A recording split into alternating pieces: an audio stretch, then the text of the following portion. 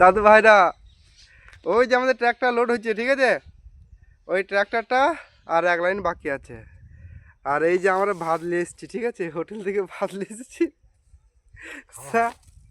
আমি বলছি যেটা লোড করে তোরা 1 ঘন্টা 8 ঘন্টা বসতিস, সেটা খেয়ে এলে।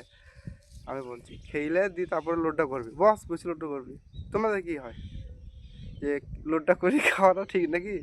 আমি তো যে ভাতটা খারাপ হয়ে যাবে, টক হয়ে যাবে, খেয়ে গেলে যার জন্য বসবি দিয়ে তারপরে লোডটা করবি। এই দেখো, এর নাম হচ্ছে আমার দয়ালের পুতুল।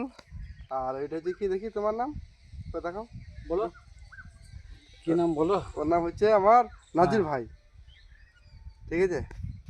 আমাদের কাজ ওই ওই শিখিয়েছে। তো এনাকে আমি আমার গিফট হাতে তুলে দিলাম, এই যে ধরুন, ঠিক আছে। আর একটা আছে ধরুন, দেখাচ্ছি।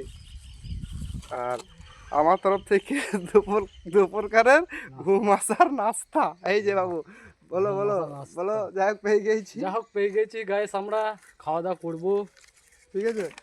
আর এই যে ধরো পাতা, ঠিক আছে। আর এই একটা একটা শাল। আর এইটা শাল পাতা ওকে দিয়ে দিচ্ছি, ঠিক আছে। আর এই যে আমার ফাঁকা নাই, আমার আছে এই তো শাল পাতা। আমারও এই যে হাডু